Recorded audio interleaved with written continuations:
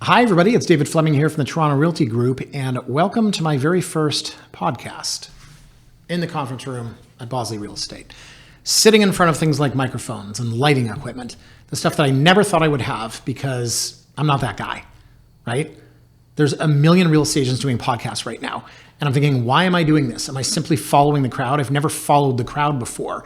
But here's the thing, and I'm going to be perfectly honest. I'm sorry if this sounds arrogant, but I've seen a lot of these podcasts from real estate agents, and I'm like, you guys suck.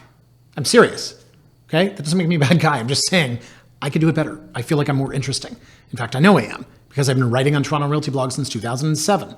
I was the first guy to do this before this was a thing. And what do I mean by this? I'm going to explain that. But first, let me say, you know what?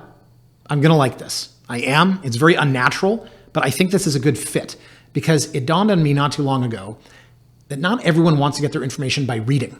And I wrote Toronto Realty Blog starting in 2007. I've been doing it for 17 years. But people want to watch. They want to listen, right? I was with a friend on the weekend. This guy built his entire cottage himself. And now, obviously, he's a capable guy. But I said to him, how did you do this? He said, hey, you can learn a lot from watching YouTube videos. No kidding, right? We live in a world right now where if I want to figure out how to put together my kid's Lego without the instructions, I can find a YouTube video. So our team, Toronto Realty Group, right? There's me, there's Matt, there's Chris, there's Tara. We're the 4 agents. We're growing. We've been growing for a long time. And again, don't get me started on real estate teams, right? That's a whole other podcast. But we are starting to do new and different and creative things. And I'll be honest, for the longest time, I have been guilty of not doing new and creative and different things. And I want to do this because I just think there's an opportunity. I think if you were to take the blog that I write and then, put it in an audio form, sure, that could be its own blog, and that would probably be 6 or 7 minutes. But what I want to do going forward is present information in a different way. Because, and I sounded like a dick earlier when I said this, but I've seen other real estate podcasts, and there's real estate agents that either aren't experienced enough, or they aren't honest enough, or they aren't taking it to the next level. Here's the data that you're presenting, but then interpret this for me, and then tell me what it means, and be honest. So in today's video podcast, whatever the hell this thing is, I want to kind of start with who I am, because maybe you have no idea. Hopefully you didn't stop listening earlier when I started swearing, because I'm going to do a lot of that. But who am I? Why are you listening to this? Why am I actually doing this right now? Why is this interesting? Why is this going to be more interesting than the other real estate podcasts, of which there are a million? And it's funny because I used to say, like, everyone knows 10 real estate agents. There's a million real estate agents. And there should be those memes. I'm sure there are. But like, oh yeah, guess who's getting into real estate? Or my best friend's getting into real estate. Or you won't believe it, my sister told me she's getting into real estate. Then you look at the real estate agents and you say, well, guess who's starting to do a weekly podcast? So maybe I'm guilty of that, falling into the trap with everybody else. But no, that's not where it's coming from. Where it's coming from is this. Who am I? My name's David Fleming. I'm a real estate agent. I started in 2004, which makes me fucking old. Okay? Seriously. Now, I'm going to say something that an old guy said to me once, right before I said, go away, old man. It goes by quickly, right? 2004. It feels like yesterday, okay? I kid you not. I don't care how old you are right now. If you're young, you got to trust me. If you're older, you get it. I started in 2004, and you cannot imagine how different the industry was. And I could write an entire book on this. In fact, one day I probably will. I've thought about this. Real estate under 40. Well, not under 40 anymore, but I had that idea at the time. I thought about writing about humble beginnings, all of the dirty secrets in real estate. You would not believe my first 4 months in real estate. I don't know how I made it. But then I started writing the blog in 2007, and I can talk about that again, a whole other podcast. But I started writing the blog and I realized that people want this level of honesty that no one was providing in real estate. And so now I feel like I'm going down that rabbit hole. So maybe that's where I should start with this. Because why are you listening? Who am I? Why is this interesting? Some people know me. There was a time when I was considered the most controversial real estate agent in the business. I mean, I would think there are far more of those now, but I would also like to say, and I'm being cocky when I say this, I'm the one that ushered that in with the blog in 2007. So I started in 2004. Again, 20 years ago. Back in 2004, we had just got the cable modem into like everybody's home. Okay, now I'm really going to date myself that I remember like maybe 2002, right? 2001 when I first used a cable modem. So you think, for those of you that are younger, how long ago that was, back in 2004. And I started And the average age of an agent was like 65 years old, right? And most of the agents were, I don't know, 60-year-old women with gray hair with a pearl necklace, right? Like you can kind of visualize that. And it was like, okay, great. I'm in real estate. I'm just going to kind of follow what everyone else is doing. And this is the industry. And true story, my very first day in real estate, we're in the basement of 290 Merton Street at the old office, and I'm sitting there and I'm wearing like a full suit and tie, right? Probably triple pleated pants, dippity dew gel in the hair, slick back. And Ann Bosley says in front of the entire room, David, tell us why you started with Bosley. And I took a deep breath and I said, and before I could say anything, this other agent who's like 80, Jan Robinson, she reaches out, grabs my cheek, pinches it and says, because he's just so cute. That was my big entry into the business. And it was just like, it was just weird. It was a crazy industry and I couldn't understand the commonalities and why they were that way. I get it. Real estate is sales. But back then, the caricature for me of what a real estate agent was, imagine like an old lady, like with the dinosaur hands, right? And I'm doing this right now with my hands, like they're stuck to your chest. And they're like, oh, darling, oh, darling.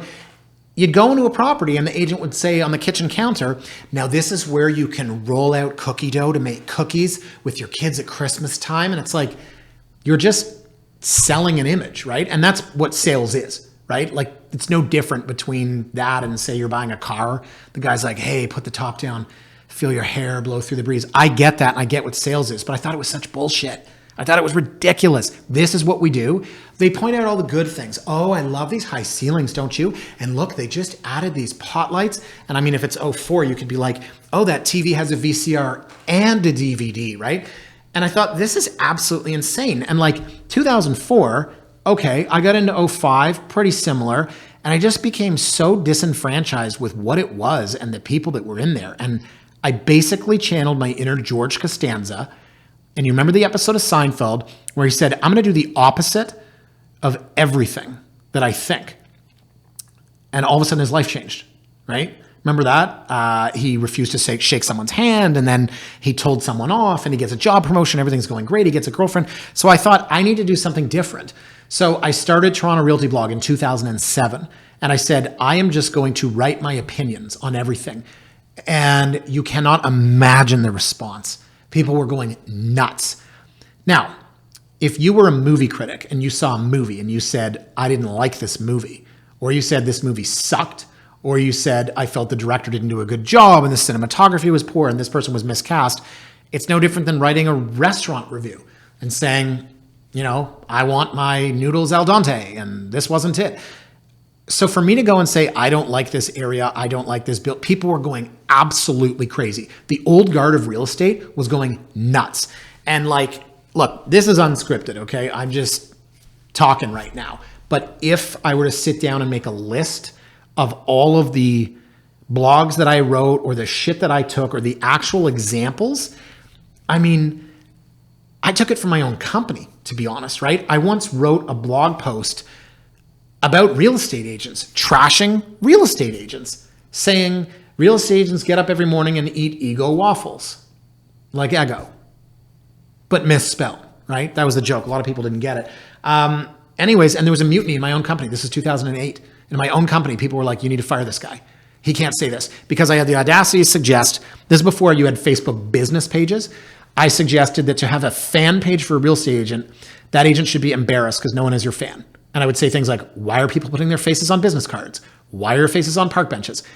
I talked so much shit about the real estate industry because I wanted so badly for it to change for the better. And the old guard of real estate wanted to see me silenced. I had complaints through RICO. I had complaints in my own brokerage. I had people say that I should be fired, and I wasn't, for what it's worth. And I'd like to think that was a good decision because, again, I'm going to sound like a jerk, but I've been the number one agent at Bosley Real Estate for almost a decade. And look, it's a different story. Like, I'm good at what I do. My team's great. I think we're amazing. Buyers, sellers, listings, everything. But that's not what we're talking about. What I'm saying is that I wasn't wrong. And it's nice to look back at that and seeing now with the way social media is ingrained in real estate, I wasn't wrong. But my God, did I take so much abuse starting that blog. And I paid a guy I met on Craigslist $500 to create TorontoRealtyBlog.com. And I remember saying, I'm going to post every day. And he's like, oh, no, blogs, you just post once a week. And I remember saying, I'll probably write, 900 to 1,000 words. Oh, no, a blog should be like 300-400 words. And again, I thought, okay, well, if that's what people are doing, I'm going to do it different. So I started Toronto Realty Blog. I wrote every day, 5 days a week, right? And I was writing 900 to 1,000 words. Now, those of you that know me now, I probably averaged 26 to 2,800 words. They just naturally got longer as I got into the craft of writing, which I really enjoy. But back in 2007, I started writing 5 blogs a week, and no one read it because it's new and the internet doesn't know it exists. But by the time people actually caught on, and let's say it took a year and a half, right? And it's basically like you're in a room by yourself, just yelling to no one in particular. That was me writing blogs. And eventually I got like my first comment on a blog. I was like, what? Who reads my blog? Or the first time I was at an open house, and I'll never forget, and these are clients for life. These guys have done like 6 deals with them. But a couple walks in and one of the guys says, well, I read your blog. I was like, why? What? Really? You do? I was shocked, but it was working. No one was doing this, okay? And again, I'm going to go off on another tangent here. If you've never met me, my tangents have tangents. But back in those days, real estate websites, it was your name, bobsmith.com, and then every single part of it was like prefab template. There was one company that did 99% of the real estate agent websites. There was nothing on it. Every agent had the same thing. And the best part was a website was so new that this one company that did it, there was a course at Toronto Real Estate Board on, I think it was like on agent websites or something. And the person that made the websites taught the course. And then at the end, there was a lineup of people to sign up. They're the worst thing ever, right? That's what a real estate agent website was back in the day. So you think you had MLS and that's it. There was no condos.ca. There was no House Sigma. Instagram wasn't invented. Facebook was relatively new. There was nowhere to find real estate commentary. Toronto Life didn't write about real estate. There were no real estate websites, no blogs, none of this blog.to, none of this, nothing. Trust me, guys, nothing. 2007, 2008, when I started writing this. So naturally, on the one hand, there was an appetite for it. But on the other hand, my God, the objection to it. So I'll give you an example. I wrote a post once called Why I Hate Quad Lofts. Now, I don't hate quad lofts, right? It's 2024. Now, when I wrote this in like 2008, I did because I couldn't understand the pricing. So I've always had an issue with the concept of new. A brand new condo, it's just worth more because it's new. So let's say that, I don't know, a unit at Quad Lofts, and you're going to hate the pricing I'm going to talk about, but let's say a 1-bedroom was $300,000. You go across the street to a building that was like 5 or 6 years younger and buy it for $240,000. And I was like, I hate this building. Why are people paying these prices? Now, the objection I took, anyone that had a listing emailed me and was like, you can't write this. Why not? Why can't I write? It's my opinion. You can't have an opinion in real estate, right? That was my issue with real estate agents and the industry when I started the blog. Everything has to be positive. Everything has to be good. Only point out the good things and just sell, sell, sell. So why I hate quad lofts. And again, I don't hate it. I've sold so many units in there, but when I wrote that, I was basically saying, look, here's the average price per square foot for this brand new building, and here's every price per square foot in the other buildings. It made no sense. And someone in my own brokerage said, why would you do this? And I said, I don't know. It's my opinion. It's like, this is like, let's get the dialogue going. Why are we talking about price per square foot? No. Forget all that. Why would you put a target on your back? Why would you alienate yourself? Why would you risk never getting a listing in here? And it was like, my goal is honesty and truth and transparency. There isn't any in this ridiculous business of ours. And it was like, well, forget all that. Forget all that. Wouldn't you be better off to say, here are some photos of units in quad lofts? And it was like, okay, look, there's enough real estate porn out there, and that's what you call it nowadays, when it's just websites filled with pictures. And this is a whole other thing in Toronto, right, is people love looking at real estate, which I'm going to get to, right? That's the other part of this equation. Why podcast? Why am I doing this? Why are we obsessed with real estate?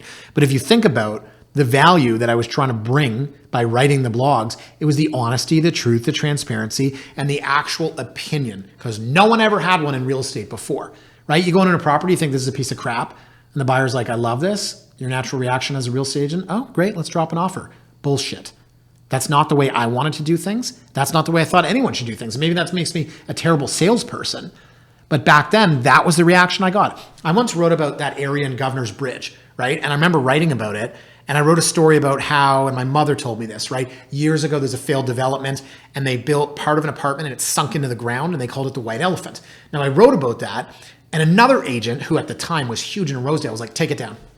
Take it down. I was like, sorry, I saw what you wrote, take it down. You're working for Bosley and I'm working for Bosley and I have clients in that area, take it down. What? That's my opinion. I basically said that all of these houses are on short lots, and that it felt to me like these are people that don't need a backyard because maybe they have a cottage up north. I was just talking. I was just opining. Take it down. Take it down. You can't do that. And that's basically what happened when I started the blog. Now, fast forward. Oh, man. Another tangent. I had a feature called Listing of the Day.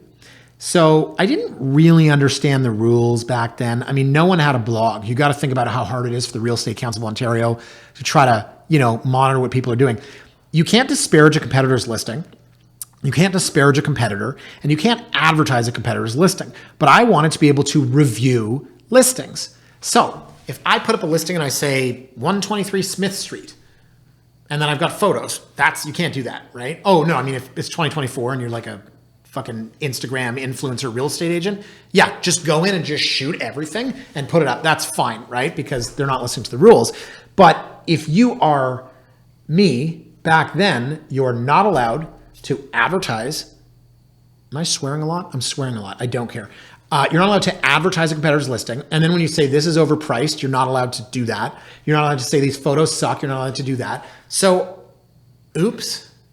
I wrote 100 listing of the days, and I'm in New York with my girlfriend at the time, who became my wife, and I get a RICO complaint from a very well-known West End agent. And I read the blog I wrote, and I was like, uh-oh.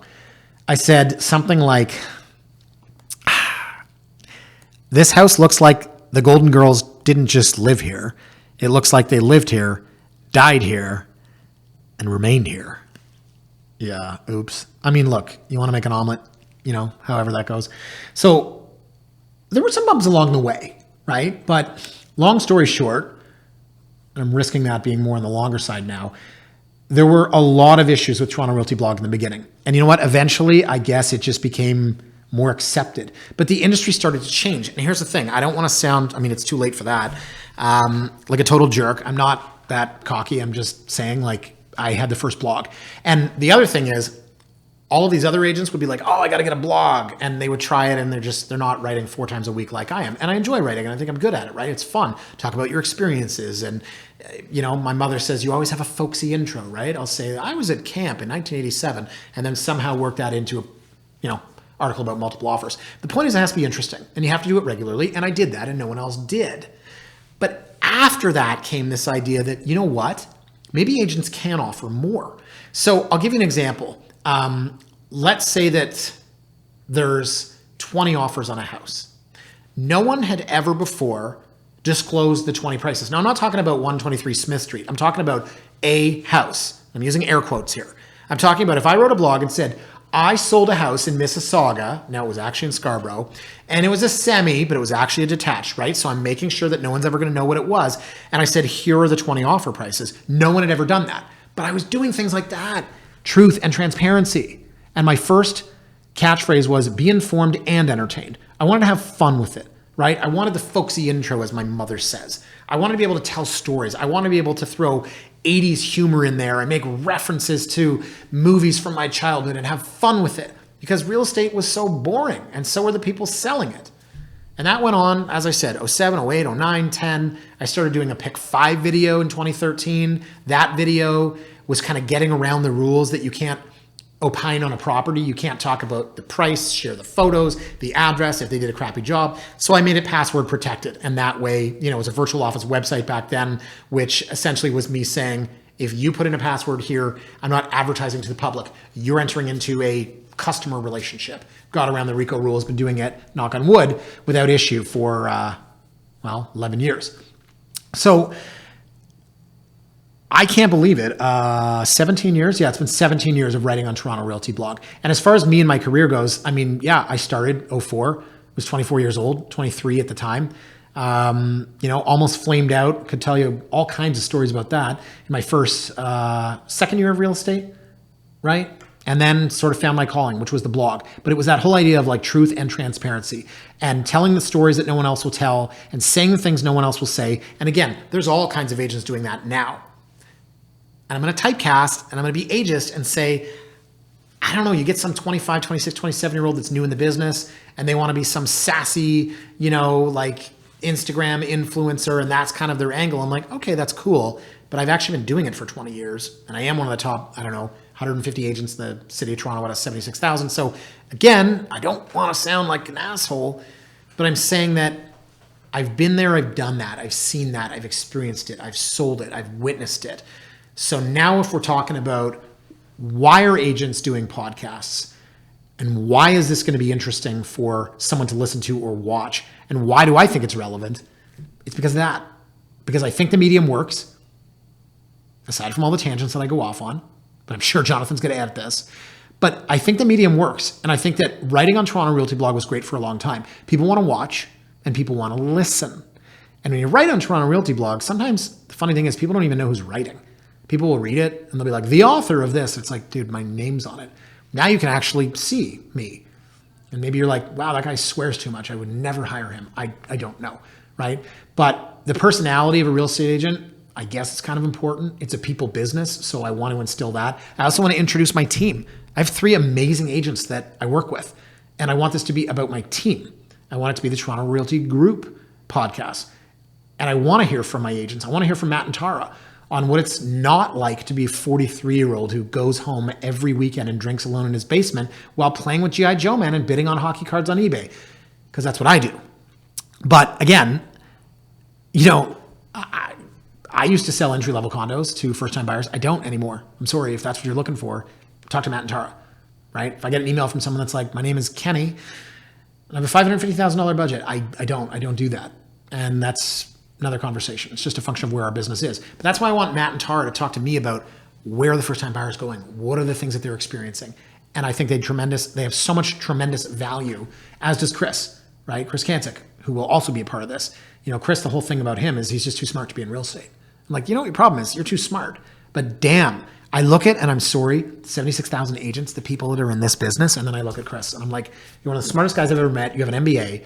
I'm so sorry that you're in this business with, you would not believe the stories that we have on a regular basis. But that is the point. Those are the stories that we're going to tell in a conversational matter, right? Me sitting next to Matt or Tara or Chris and saying like, oh, here's one for you. You know what happened the other day. This is what I have been talking about on Toronto Realty Blog since 2007. If you're not familiar with the blog, if you just randomly found this podcast or randomly found this video, go and read it. Pull something up from 2011. My friend Amy Fairweather, and I'm going to use her name because I always say my friend from another brokerage when I write about it. She told me that when she was getting into real estate, she searched how to choose a brokerage. And my blog came up. And she said she read it. And then she said she read every single blog I'd ever written. And I said to her, that's impossible. That would take you. And she goes, exactly 9 months. I read 4 a day. And I was like, first of all, this woman's crazy. But second of all, yeah, she actually did that. She read them all. And I've had people over the years that have said like, yeah, I read everything. I'm like, that's insane. There's 3,000 of them. But they're out there, right? I mean, you could read something from 2009 that's completely irrelevant today or totally relevant, right? And nothing's changed. So the other thing I want to say about real estate, and this is sort of the why are you listening to this? Why are you watching this? Why did you Google whatever you did to find this? Toronto is so obsessed with real estate. This could be its own topic. Why are Torontonians obsessed with real estate?